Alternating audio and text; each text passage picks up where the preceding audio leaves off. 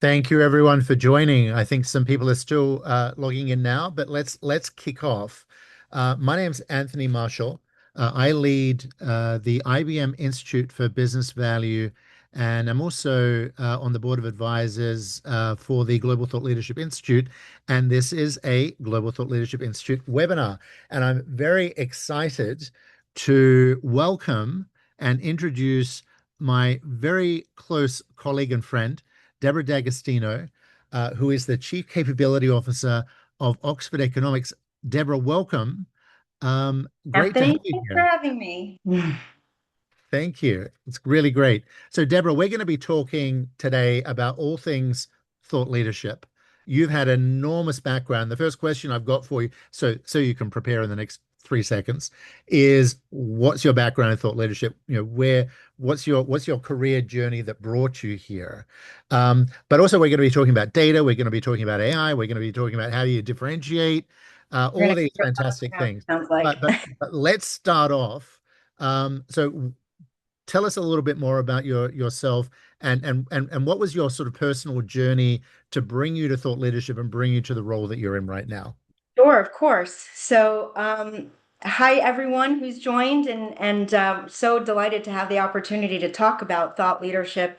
It is a journey, and I started off in journalism. So I'm a journalist. I'm a journalist by training and in my heart to this day. Probably the first third of my career was spent in the world of proper journalism, first covering the wine and travel industries, actually. And then I moved into business journalism. I actually helped to launch a magazine a very long time ago called CIO Insight, which was meant to be a technology and business strategy journal to help chief information officers articulate the strategic value of technology, which seems silly now. Everyone understands that. But back then, it was very much a debate about whether or not technology could actually add value to the strategic imperatives of an organization. So we launched that magazine, which was great fun. I love starting things. And I was a writer and an editor there for many years. I actually wrote a column for many years called Strategic Technology, and every month I would pick an emerging technology and write about um, fact versus fiction, hype versus reality. What can you actually do with this new technology? And in the course of that reporting, I would talk to as many people as I could and ask for information and, frankly, ROI. And as much as everyone could tell me, kind of anecdotally, how the value that these technologies were bringing, they couldn't actually pinpoint with data what that meant. And that was actually very frustrating to me. So we started doing surveys at the magazine. And that's really where I started understanding the power of primary data, the ability to actually ask the questions and get not just anecdotal evidence, but quantifiable evidence. From there, I ended up moving over to the Economist Intelligence Unit, where I started doing actual research properly in that sphere. We weren't calling it thought leadership officially at that time, but that's essentially what it was. And it just really underscored to me how important and how valuable primary research can be. And of course, now there's loads of it out there, but back then it was very, very new. And so the idea of being able to kind of take what I had learned from journalism and apply it more in a research perspective and start to create content that could not only inform, but really help people take action and make better decisions about their strategies was very, very powerful to me. And then I had the opportunity to come over here to Oxford Economics to launch the thought leadership team, which I did. And so I am Chief Capability Officer, but I'm also Managing Director of Thought Leadership here at Oxford Economics. And it's a team that I founded, and we've been able to do some really great work over the past 15 years now. So um, that's that's a bit about my journey. So you founded the thought leadership capability 15 years ago. So how big is it now? How many people do you have, for example? We have about 20 people on the team. Yep. course, we are also supported by everyone across the business at Oxford Economics, and that's about close to 800 people now. So, and we have 450 economists and analysts on staff. So it's a very powerful opportunity for us to not just bring what we know in thought leadership. In our team, we tend to focus on business strategy, and we really understand certain industries very, very well. But then to be able to bring the power of all of our economists to bear on whatever research question we're investigating really allows us to do some very powerful analysis. In addition to the primary data we collect, we can also marry that with secondary data and then do all sorts of nifty analysis, whether it's regressions or forecasts or scenarios, Mhm. or maturity models or indices. So it is absolutely great to be able to bring so many people into the various kinds of work that we do. Yeah. So in the 15 years that you've sort of been in your current role, and I mean years before that as well in the EIU, but what changes have you seen in thought leadership as sort of a domain over those past 15 years? Where are we now? And if you sort of think forward to say a 2030 timeline, what do you see playing out between now and then? Sure. Well, so many changes, as you know, Anthony.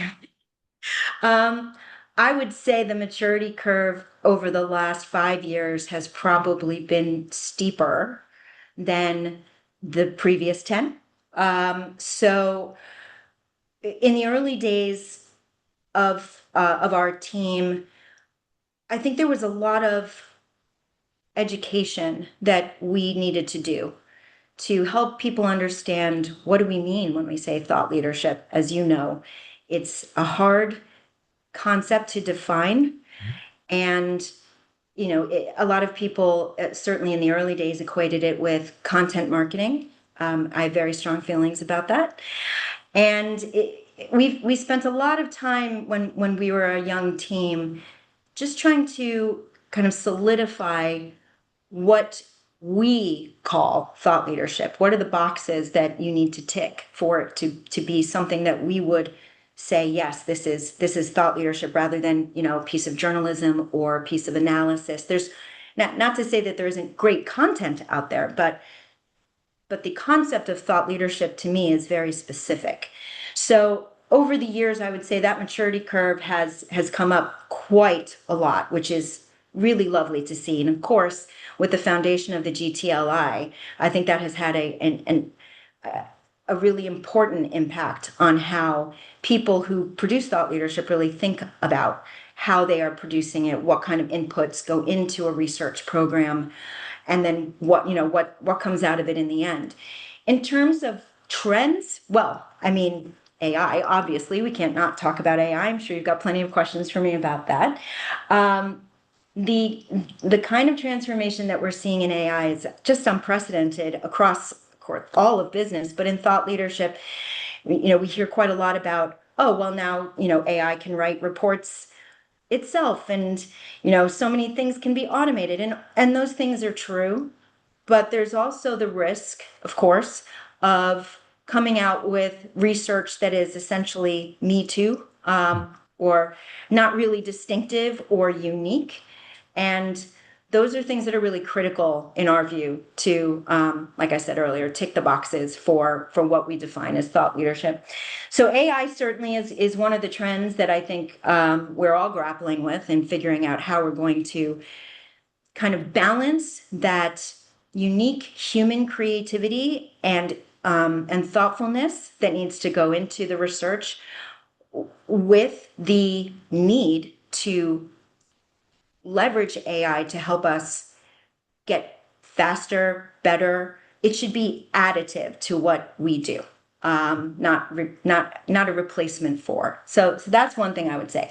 A couple other trends I would say that I'm seeing. So one is time series research. So what I'm really heartened to see is that a lot of our clients now, rather than if we look back, say, 10 years ago or so, we had a lot of clients who would pick a topic that they'd want to explore, and the next year it would be a different topic, and then the next year would be a different topic. And there's nothing wrong with that per se, but if you really want to be known for a topic, or you really want to have a leading voice and be seen as a trusted advisor on a certain issue, then you really want to dig deep on that and be able to kind of have longevity. So we're seeing more and more now clients really thinking about the area that they really want to focus on and building on that over time. And that is really important because time series data and the ability to go back and look longitudinally at how things have changed and shifted is so very important. And it gives even greater weight and credibility to the work that you're doing. So we're certainly seeing a lot more of that. And that makes me very happy. I would say also the focus on not just amplification, which is certainly key, but measurement, really understanding, and not just in terms of did this piece of content work well for us as an organization, but what's the feedback that you're getting from the intended audience who's reading this research? You know, I always tell people that if the intended audience doesn't find value in what we've done, then the entire research program is kind of I don't want to say a waste, but it's certainly not as valuable, right? So it's really important to get that feedback from the people that you are targeting to make sure that the research that they've invested their time to read is valuable to them and actionable. Because in thought leadership, certainly my point of view is that it's not enough to simply come up with a good story. You have to explain why it matters to the person who's reading it and what they're meant to go and do after they've read it. And that brings me back to the column that I wrote when I was at CIO Insight, because that was exactly what we were trying to do. We were trying to separate hype from reality and then say, so, you know, Mr. or Mrs. CIO, what should you do now that you've read this? Take this article or take this information and go speak to your CMO, your CEO, your COO, and really think about the actions that you can take to really bring the most value out of this investment that you're making. And that's certainly what we aim to do in every piece of research that we publish with our clients. Yeah. So I think you mentioned value, and I'm seeing that as very important as well. So really having to justify the budget allocation that organizations are making to thought leadership capabilities, and it's really hard to measure the value of an individual piece of content, but it's a little easier. None of it's easy, but it's a little easier to assess the value of a program, I think. Um, then, Especially one that has longevity, right? yeah, One yeah, that you are become well known for and yeah. people trust trust you to produce and trust the kind of outputs that come from it. Mm. It's much easier to see the value from it when you've really invested in that over time. Yeah. And it's interesting that you're seeing clients sort of really wanting to to move into that sort of domain. So some organizations have been very successful. Edelman with its trust index, for example. Exactly. And that's a great example of an organization that really has been very effective in owning that space very effectively. And then there's the actionability that you talked about. And this is one of the key metrics of Source Global when they evaluate quality of thought leadership every year. Um, this actionability is a full quarter of what they measure, and so that's an interesting thing. So someone's asked a question. I'll come back to that, but please, if you do have questions, ask in the chat, and I promise I'll circle back on that. But before we do, I have another question. So one of the interesting things about Global Thought Leadership Institute is you've got quite an eclectic range of organizations and individuals involved. And so you've got sort of the very large producers, Mhm. like us, like McKinsey. So Lucia usually hosts this this webinar series. So for everyone that was hoping to see Lucia today, I apologize. I know I'm a very poor substitute for Lucia, but she will be back next month, I promise. But and other organizations. But then you've got organizations, and I'm not going to call them smaller organizations because they may not be small, but they want to get into the thought leadership domain. They want to start really advancing a thought leadership program, whether that's one piece of content or a more holistic program. But then there's individuals who are sort of saying, I often get the question, how do I become a thought leader? And what do I need to do to do that? So from your perspectives, if you think about those three groups, the big ones, the people that want to establish, and the individuals, what do you see as their biggest challenges and opportunities in this sort of environment that you've characterized? Yeah, so first, let me say that, of course, you're right, Anthony, that thought leadership programs don't tend to be inexpensive. There's a lot that goes into them, and not just from a cost perspective, but a time perspective, and really trying to think through the right way to look at a piece of research, make sure that you're in the white space, that you found something that hasn't been said before, and really thinking about the unique angle and the unique insight that you can draw from the research, and being able to really not just find something new, but find something that's unexpected. And that is really hard to do, especially when you're an organization that is investing quite a lot in a research program. We've had clients that have kind of come to us with a pre-baked story that they're hoping the research will validate. And that's not really how we think about thought leadership. There's an element of this where you have to be willing to be surprised and frankly to be wrong. Because everything that we do has a hypothesis at the start. So we're writing up what we want to test, and the goal isn't to prove ourselves right; it's to test those statements.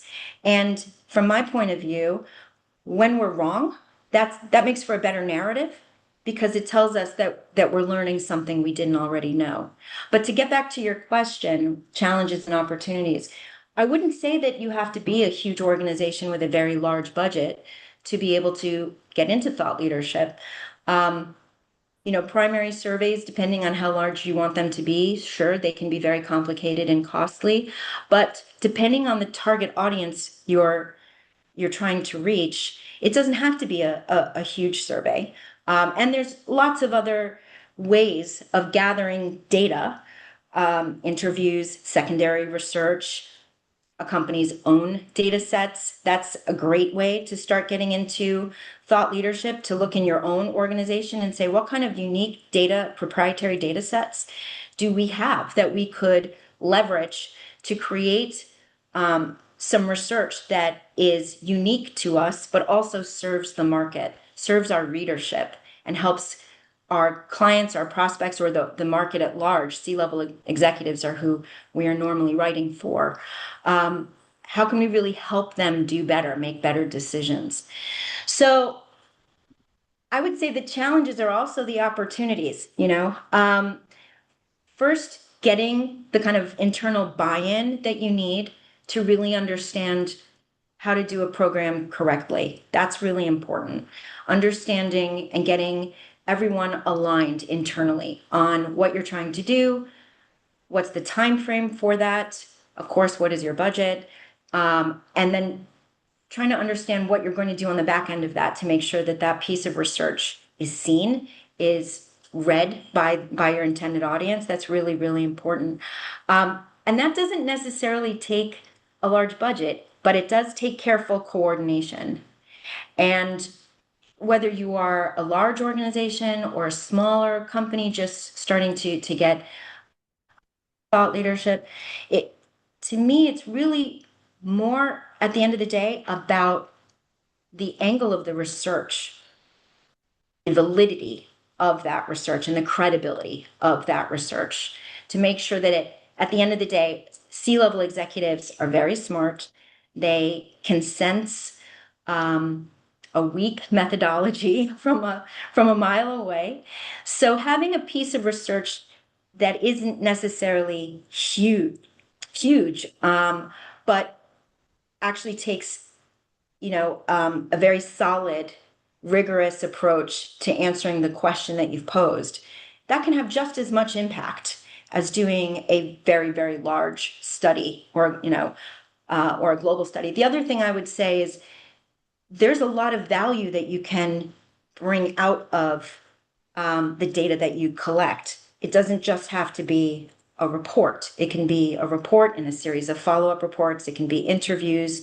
It can be infographics. There's so many ways that you can wring value out of the insight and the data that you've collected, and many different ways that you can analyze that data, do different data cuts, and think about specific audiences and what the findings of this research will really mean for them. And if you can do that, then you have a much greater likelihood of really meeting the target audience where they are.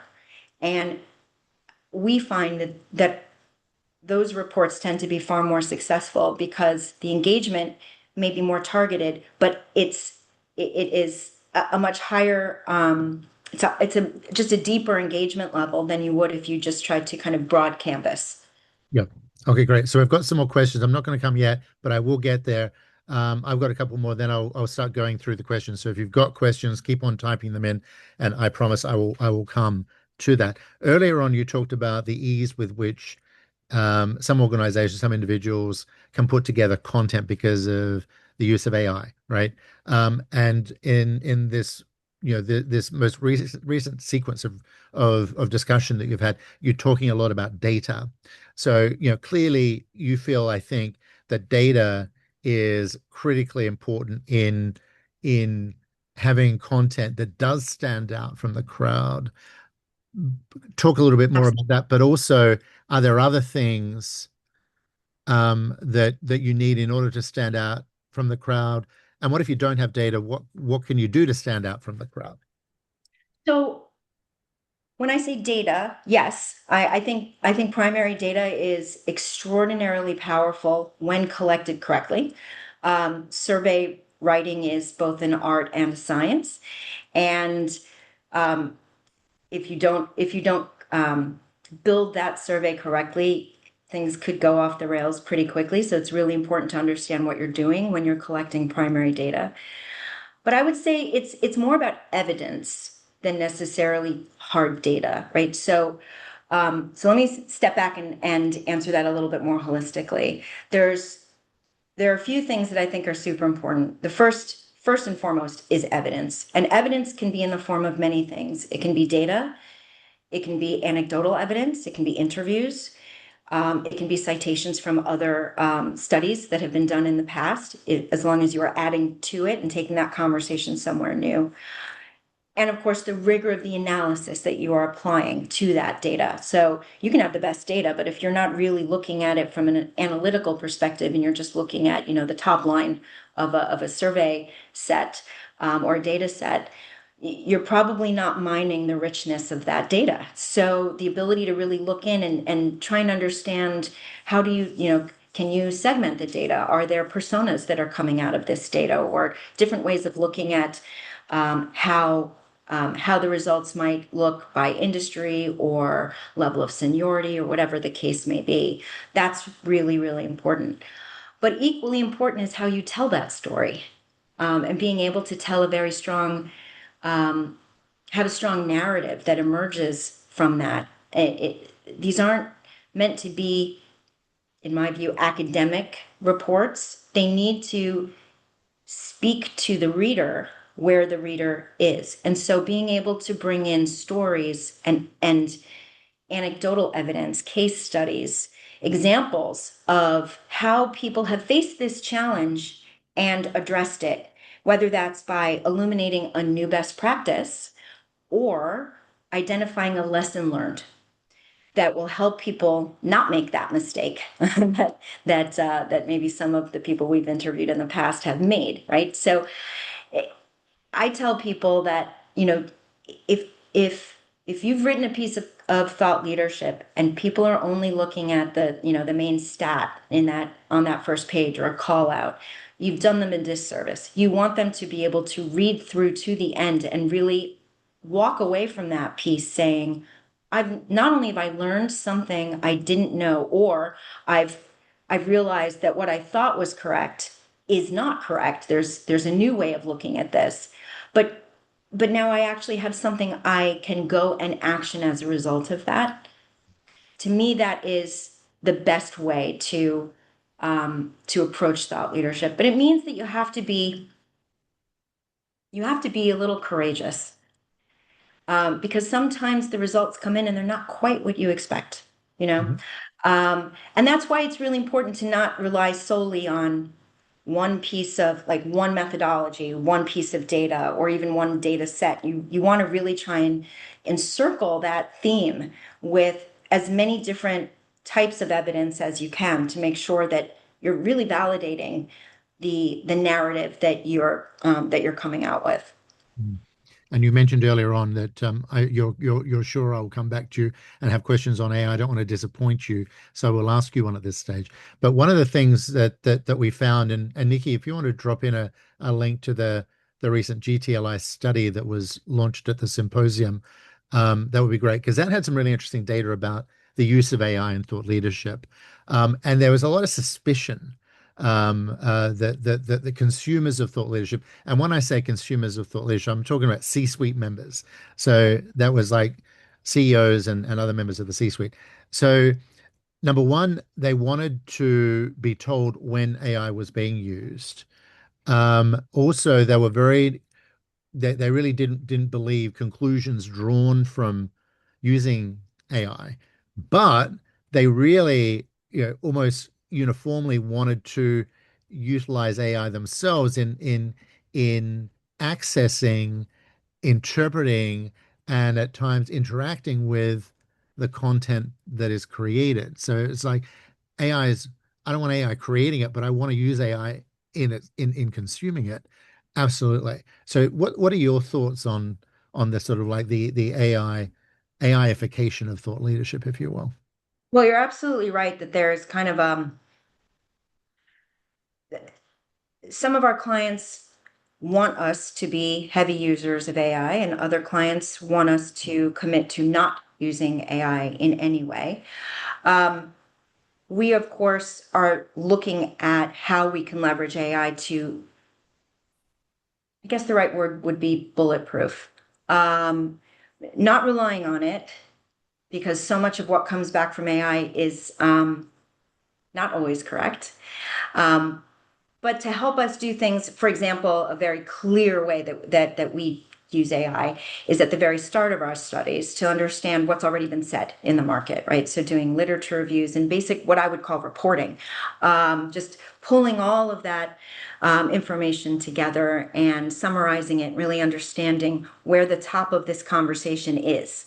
That's really, really important. And then in other ways, using AI to automate and get faster at some of the things that might have taken us quite a long time to do. So, for example, when we do interviews, sometimes our studies involve quite a lot of first person interviews with executives, and we're doing, sometimes as many as 30 interviews for a study.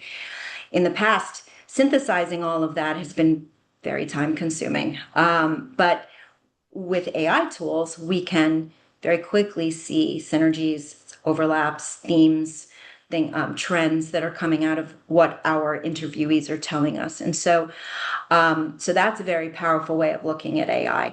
Also, being able to automate when, just in the process of what we do, when we are analyzing a data set, for example, we'll put together a presentation, usually a PowerPoint that outlines what we see as the key findings, the things that we thought were true, the things that surprised us, what we think the most interesting key narratives could be. In the past, we did all of that manually, and now we can use AI to very quickly take our insights and turn them into PowerPoints. That saves us quite a lot of time. So I do think that it's absolutely correct to be skeptical and to be cautious about how and where AI is being applied. But it would be wrong to dismiss it.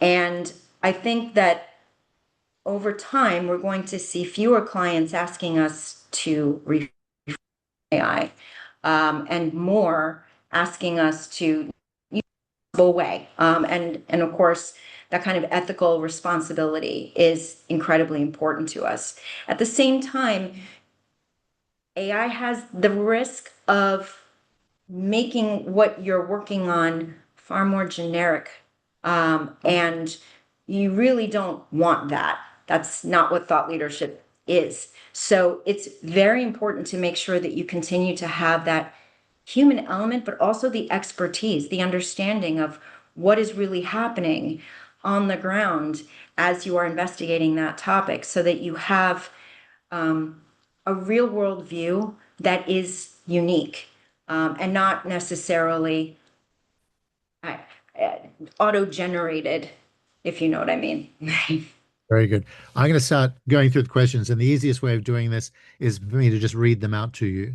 And so the first one is from Cynthia.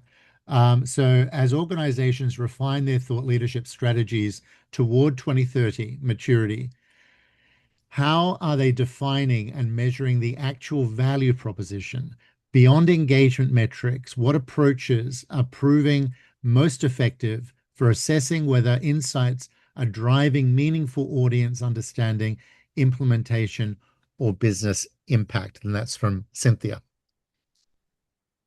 That is a great question, and I think it's something that many companies are grappling with, because at the moment, the way that a lot of companies are measuring value are really about clicks and media, and all of those things are very important.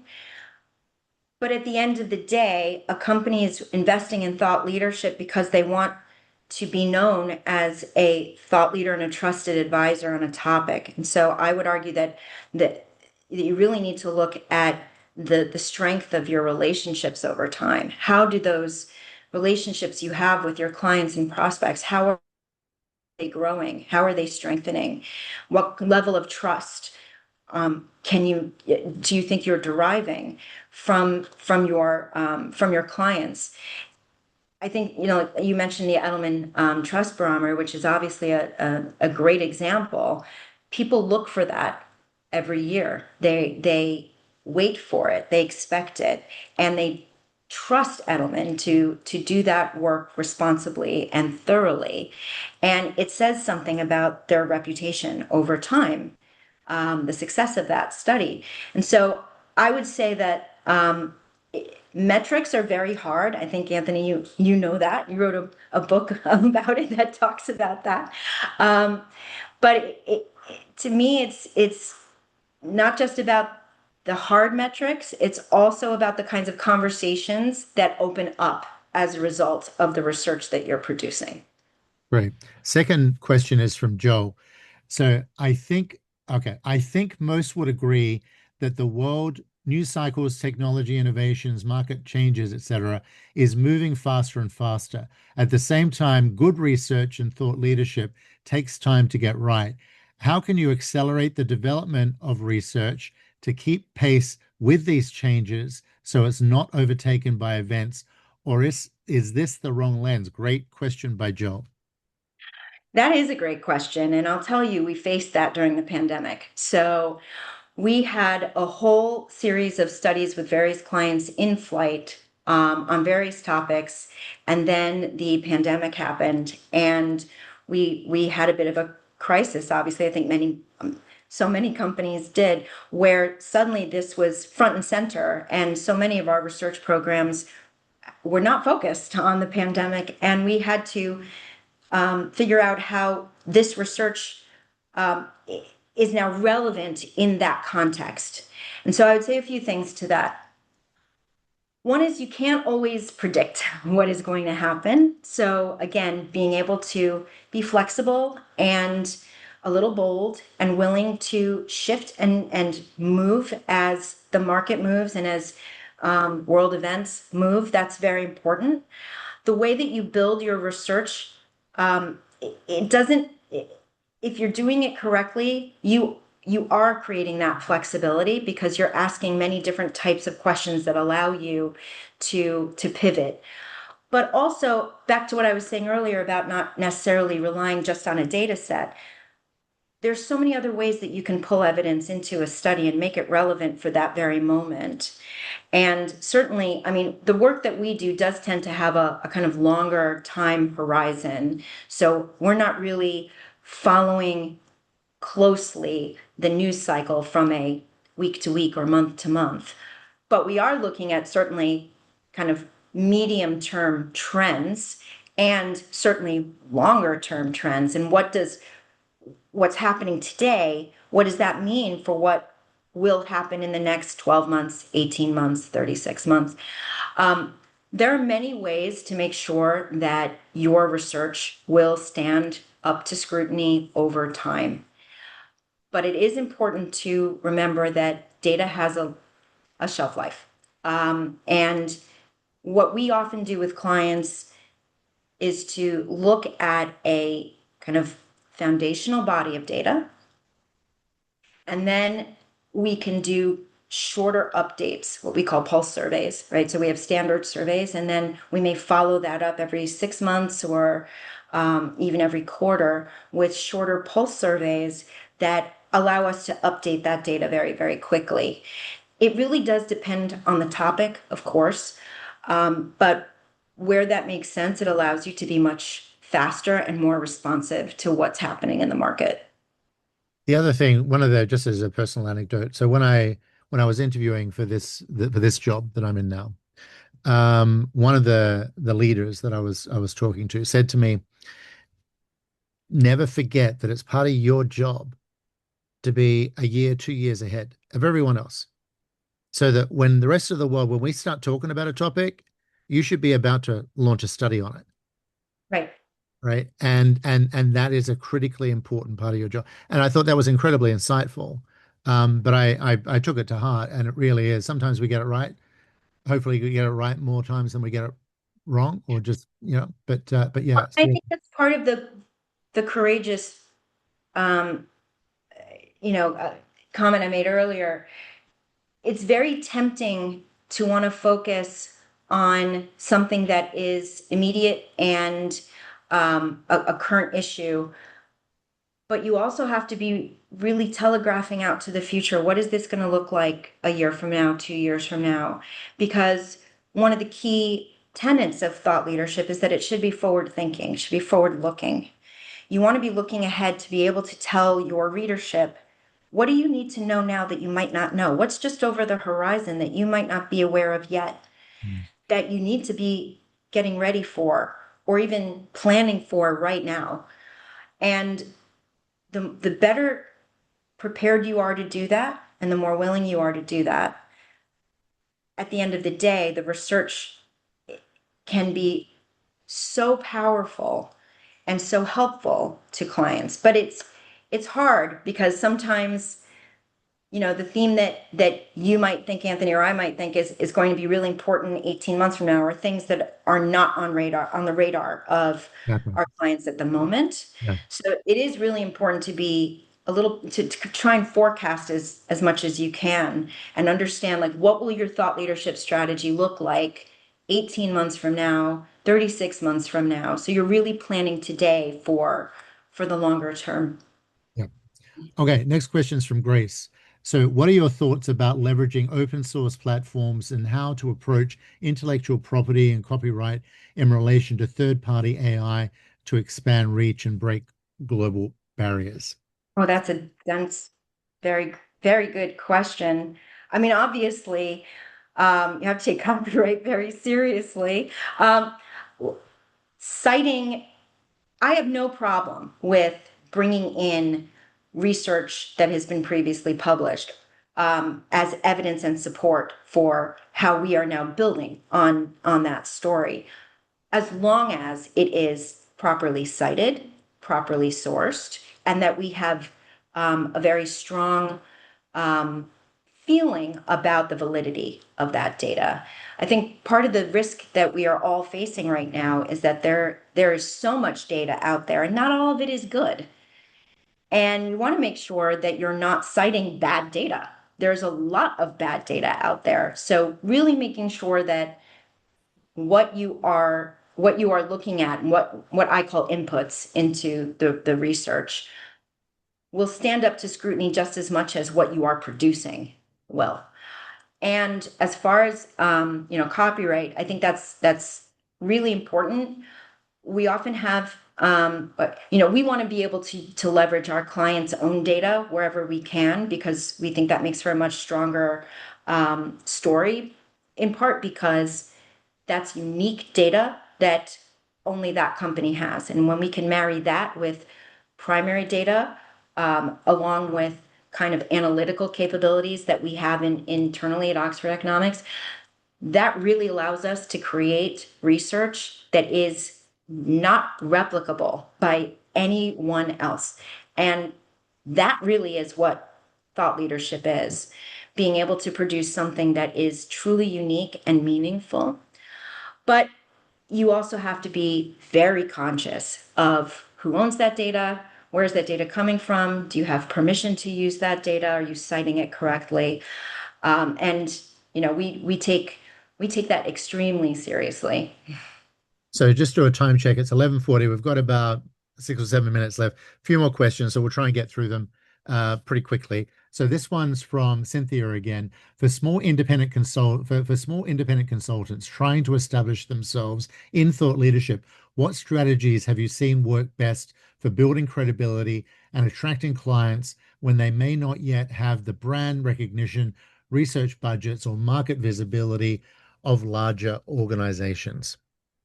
So I would say, first and foremost, you have to identify the themes that you want to establish credibility around, and you want to be known for. And I've seen many, many clients take a very broad brush. We're going to talk about this topic over here, and this one over here, and this one over here, and you can do that. But I think if you're a smaller organization, you have a tighter budget, smaller resources, you really want to hone in on the topics that matter most to you. You want it to align with your unique organization's you know proposition, and also the way your company thinks from a values perspective. And if you can do that, then I would say the next thing is to just dig in on that and commit to it. Think about developing a strategy over time that will allow you to say more and more and more about that research, establish that credibility in that specific area. And if you can do that, then you establish, you become a leading voice in that topic. And you don't have to be a huge organization to do that. But what you do need is a very a very strong narrative that has some really interesting findings. Mhm. So again, I know I've said it a couple of times, but being willing to learn, not just validate the story you want to tell, but being able to really investigate the issue and understand it, and then tell that story to your audience. And even being willing to say, we thought that this research would illuminate X, but actually it disproved X and showed us Y. Mhm. And this is the story that we've now uncovered. When we do that, we can develop new best practices. We can dispel myths and or challenge or even break stereotypes. And that is very, very powerful. These kinds of conventional wisdom that you kind of just think is true might not be true anymore. And being able to investigate that and show with evidence that you're taking this conversation somewhere new is extremely powerful. Okay, so this is from Krish, and the question is, what metrics would you recommend to demonstrate success of thought leadership content? Well, the answer to that's going to be different for many companies, right? So for some companies, it's going to be how many people did it drive to our website, or how many conversations did that open for us? Can we tie the what we've produced to some kind of success rate in terms of growth? There's all sorts of different metrics that you can apply. For some organizations, it's really how how did the media respond to this? Did we get a lot of organic traffic or pickup in the marketplace?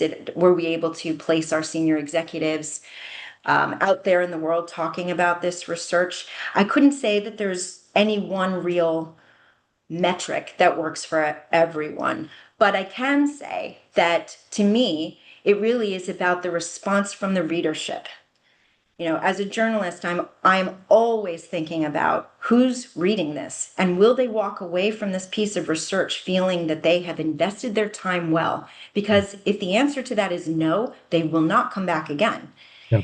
And you want them to come back again. So I would argue that a really important metric is not just the longevity of a piece of research, but the audience that you're building over time with your thought leadership strategy. If you can have people coming back and wanting to read what you are producing, I would say that that is a very good indicator of success.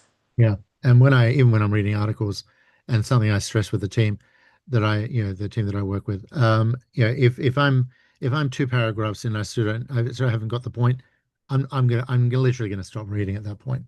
Okay, from Duncan, if your core value is intelligence, how do you think about the line? Sorry, this is jumping a little bit. How do you think about the line between educating your audience and protecting what makes you differentiated? How much should you share? I think is the question here. That's a good question.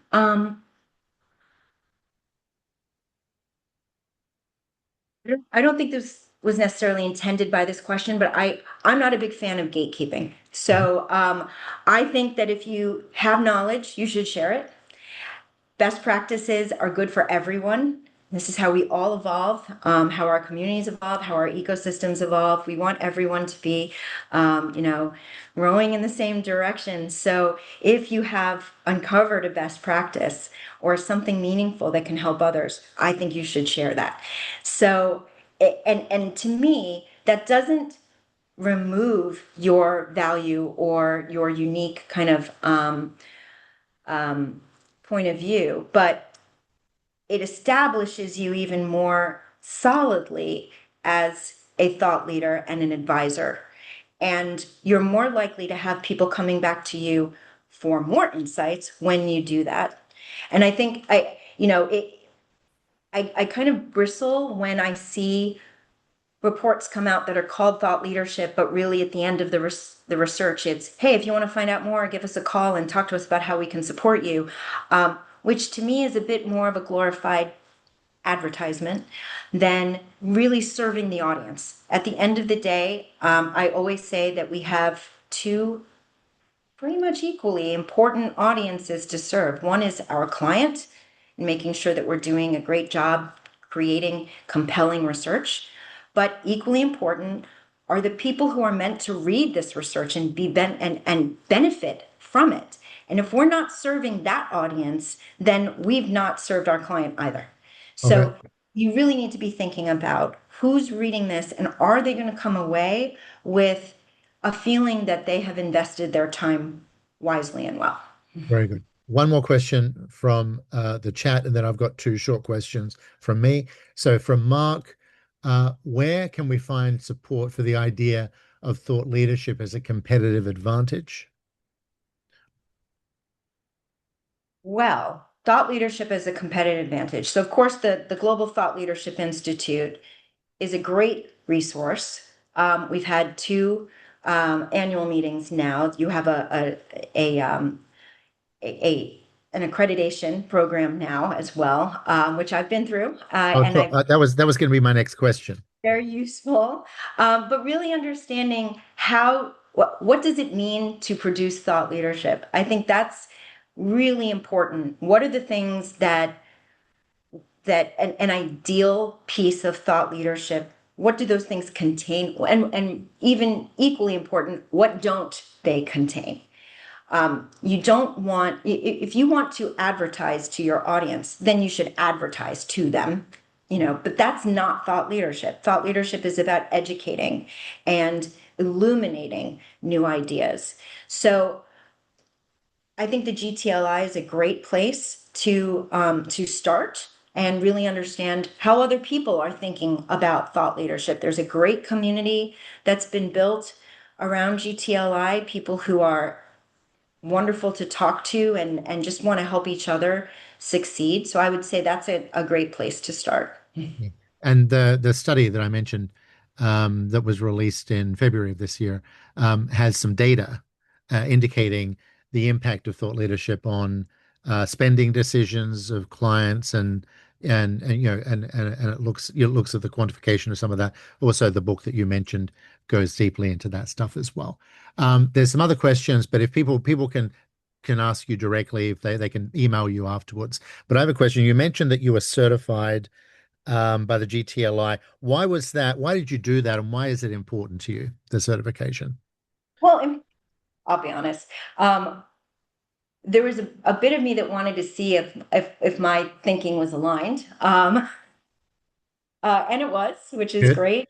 Yep. I think that it's really important for us all to have as much as we can an aligned view about what thought leadership is.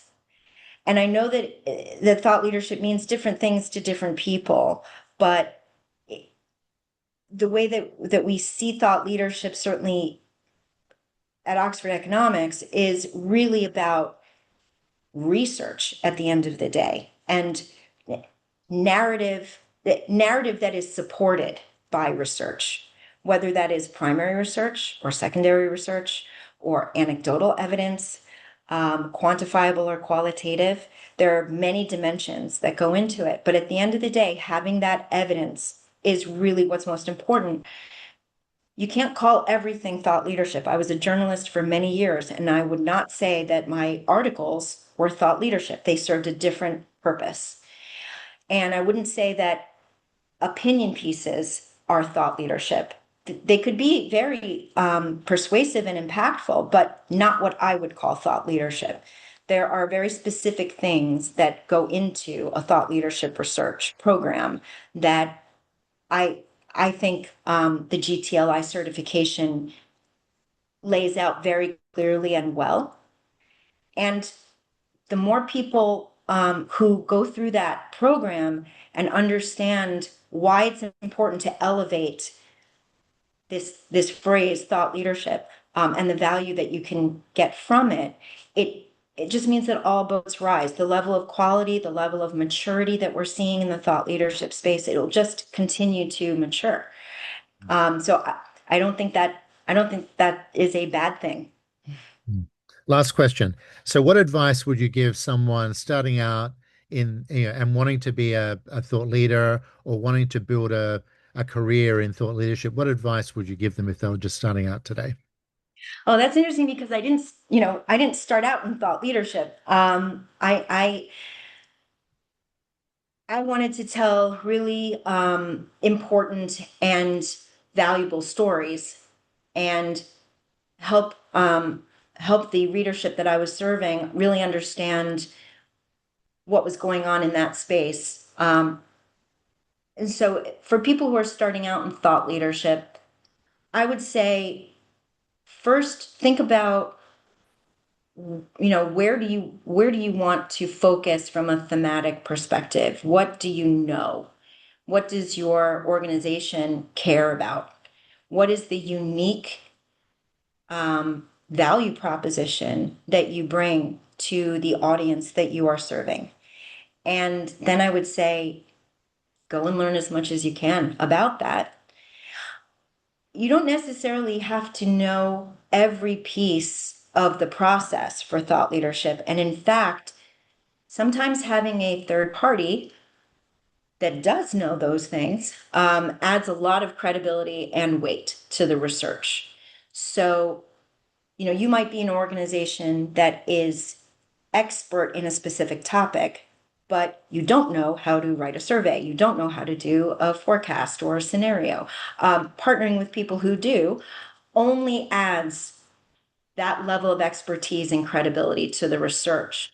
So I don't think that you need to go and learn how to be an expert on everything from writing a survey to conducting an interview, but you do need to understand what will make your piece of research unique.